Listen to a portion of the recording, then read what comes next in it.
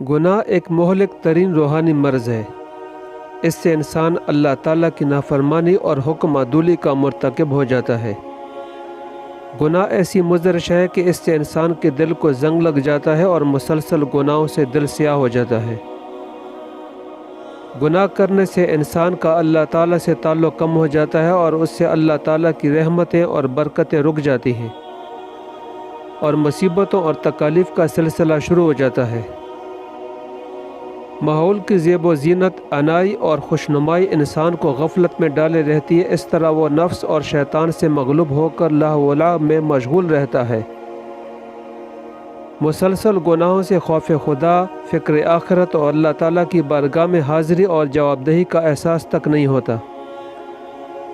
پشیمانی سے اس کی آنکھیں آنسوؤں سے نم نہیں ہوتی، اپنی ذات سے بری عادات کو دور اور ختم کرنے کا ارادہ نہیں کرتا۔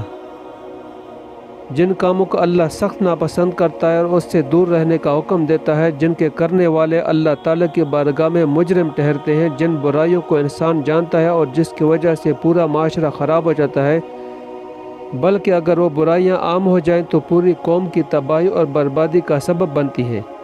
قرآن و حدیث میں ان کی سخت مذمت آئی ہے اور ان سے توبہ کر کے ہی خوشگوار زندگی گزاری جا سکتی ہے۔ قرآن میں جگہ جگہ گناہوں اور معصیت سے پاک صاف ہونے کی تدبیریں اور طریقے بتائے گئے ہیں۔ توبہ عربی زبان کا لفظ ہے، اس کے حقیقی معنی رجوع کرنے کے ہیں، اور اصطلاح شریعت میں توبہ سے مراد یہ ہے کہ شریعت میں جو کچھ مذموم ہے اس سے لوٹ کر قابل تعریف شے کی طرف آ جائے۔ ترک گناہ کا عہد، قرآن میں یہ لفظ بار بار آیا ہے اور خدا سے بصدق دل گناہوں کی معافی پر زور دیا ہے۔ اللہ تعالیٰ قرآن میں فرماتا ہے، اے ایمان والو، اللہ کے سامنے سچی خالص توبہ کرو، قریب ہے کہ تمہارا رب تمہارے گناہ دور کرے اور تمہیں ایسی جنتوں میں داخل کرے جن کے نیچے نہریں جاری ہیں۔ خالص اور سچی توبہ یہ ہے کہ انسان پکے سچے دل سے گناہوں سے نفرت کرے اور آئندہ نہ کرنے کا پختہ عزم کرے۔ اللہ تعالیٰ قرآن میں فرماتا ہے، اے میرے بندو، تم رات دن گناہ کرتے ہو اور میں سب گناہ معاف کر سکتا ہوں، لہذا تم مجھ سے معافی اور بخشش مانگو، میں تمہیں معاف کر دوں گا۔ حضرت لقمان حکیم نے اپنے بیٹے کو نصیحت کرتے ہوئے کہا کہ اے بیٹا، توبہ میں کل تک تاخیر نہ کر، کیونکہ موت ناگہاں اور اچانک آتی ہے۔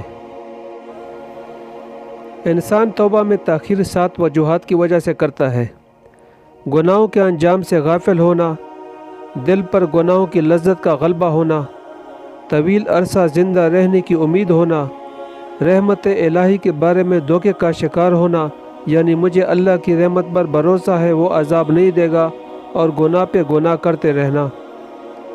اس خوف سے توبہ نہ کرنا کے بعد میں استقامت نہیں ملے گی۔ کثرت گناہ کی وجہ سے مایوسی کا شکار ہو جانا، توبہ کرنے میں شرم محسوس کرنا۔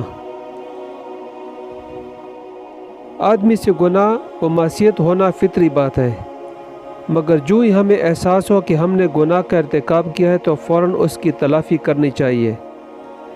ایک بدکار اور فاسق شخص کی طرح گناہ سے بے اعتنائی نہیں برتنی چاہیے۔ گناہ کو معمولی چیز نہیں سمجھنا چاہیے، جب ہم سے گناہ سرزد ہو جائے تو اس گناہ کو پہاڑ جیسا بوجھ سمجھنا چاہیے اور فوراً توبہ کرنی چاہیے۔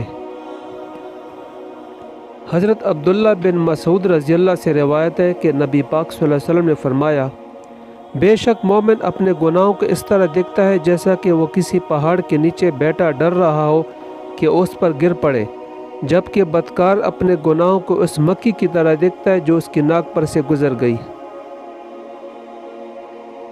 ہمیں پتہ نہیں کب دنیا سے رخصت ہو جائیں، اس لیے توبہ کرنے میں کوتاہی نہیں کرنی چاہیے، بلکہ عجلت سے کام لینا چاہیے، اور توبہ کے بعد امید رکھنی چاہیے کہ اللہ تعالی ہماری توبہ قبول فرما لیں گے۔ گناہوں سے بچنے کے لیے ضروری ہے کہ انسان اچھے ماحول میں رہے، اچھے لوگوں کے ساتھ دوستی بنائے، کیونکہ انسان پر گھر سے باہر کے ماحول میں سب سے زیادہ جن کا اثر ہوتا ہے وہ دوست، احباب اور ساتھی ہوتے ہیں۔ مشاہدہ یہی ہے کہ انسانی زندگی اور کردار و اخلاق پر سب سے گہرا اثر ہم عمر ساتھیوں اور دوستوں کا پڑتا ہے۔ ساتھیوں کی ذہنیت اور پسندیدگی و ناپسندیدگی کا معیار ان کے رجحانات و میلانات انسان پر ضرور اثر انداز ہوتے ہیں۔ اس لیے تو آپ صلی اللہ علیہ وسلم نے فرمایا، آدمی اپنے دوست کی دین پر ہوتا ہے تو اسے غور کرنا چاہیے کہ وہ کس سے دوستی کر رہا ہے۔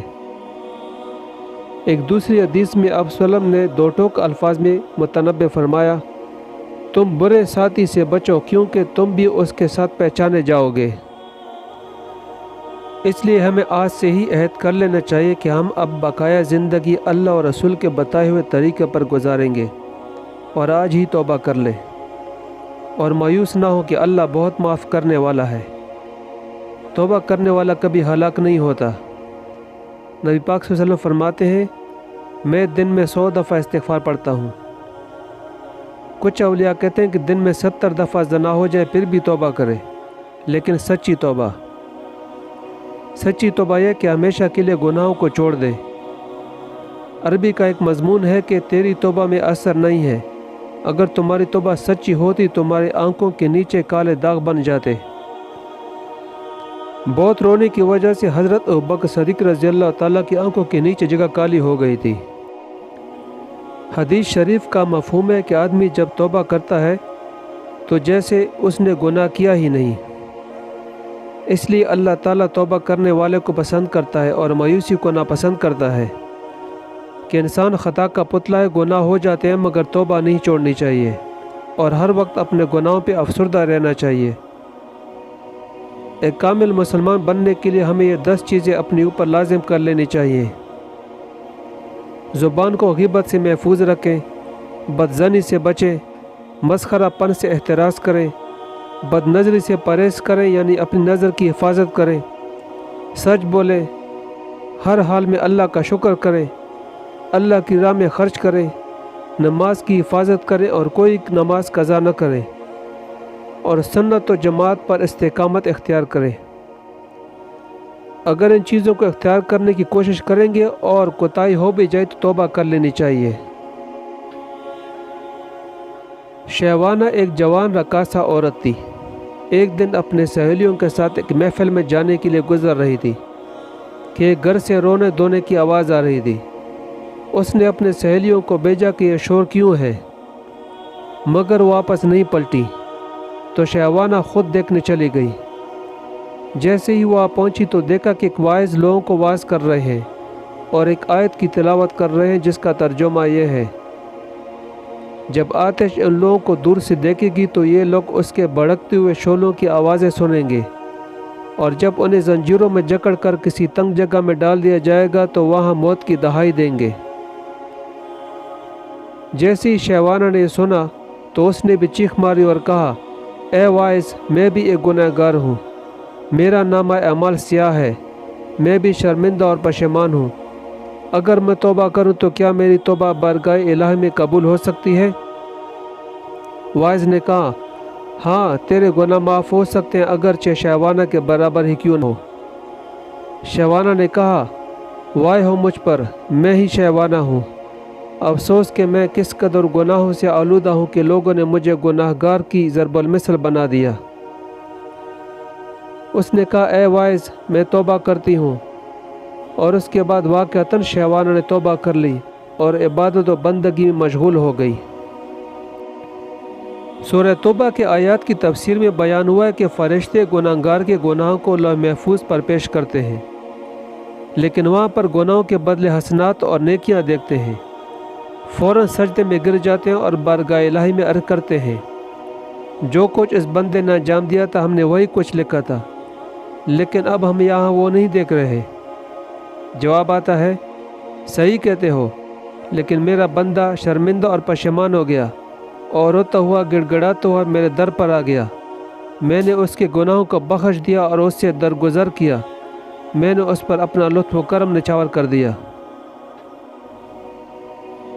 اس لیے آج ہی ہمیں سچی توبہ کر لینی چاہیے، کیونکہ اللہ بہت مہربان ہے، وہ سارے گناہ بخش دے گا اور ماضی کے گناہوں پر بھی مواخذہ نہیں کرے گا اگر ہم صدقے دل سے توبہ کریں اور آئندہ گناہوں سے بچنے کی کوشش کریں، اور اگر کبھی ہو جائے تو توبہ ضرور کریں۔